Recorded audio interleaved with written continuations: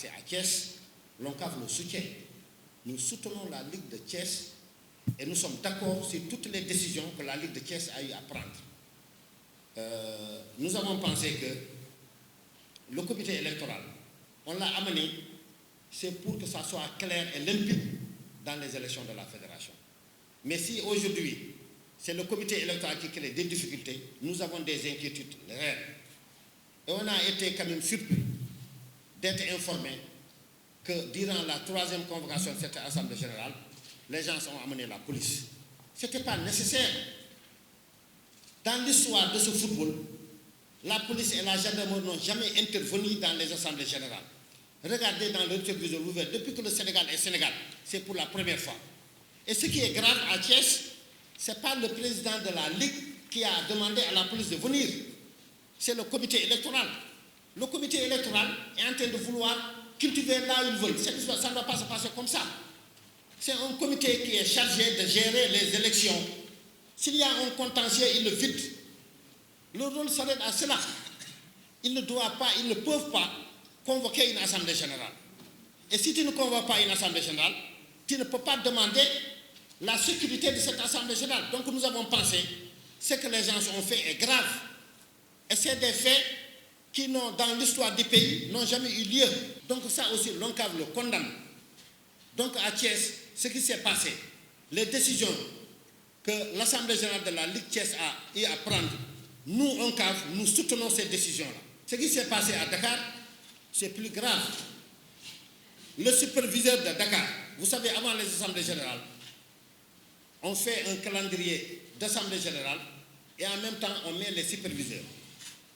À Dakar, c'est Massar Ndoye qui a été nommé superviseur de la première convocation.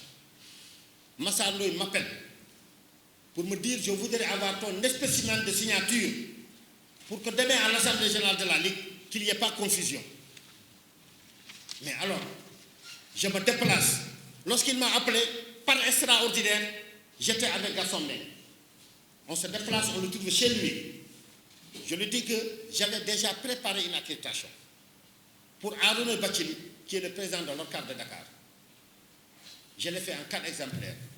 J'ai donné un à la fédération, un à l'ORCAV, un à la Ligue de Dakar, et le 4e qui reste, qui devait me servir de décharge, je vous le donne, vous, superviseur. Le jour de l'Assemblée générale, Khalifa Diakhaté, qui est le président de l'ORCAV de Dakar sortant, se présente à la poste. Ceux qui vérifiaient disent que ce n'est pas toi qui dois venir. Il a fallu l'intervention des personnes pour qu'un consensus soit trouvé.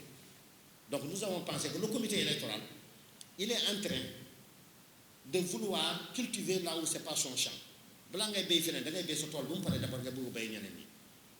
Pour Saint-Louis, ce qui se passe à Saint-Louis, que vous êtes en train de suivre depuis ce matin, c'est d'ailleurs plus grave à Saint-Louis.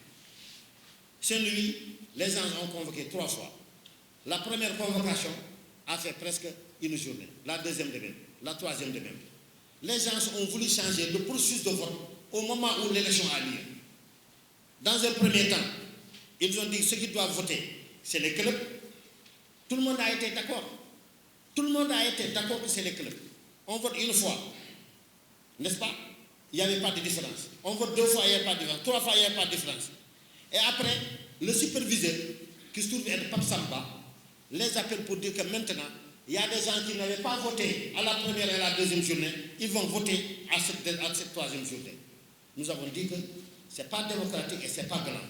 Ce qu'ils avaient commencé, que le comité électoral a accepté, c'est ça qui devait continuer.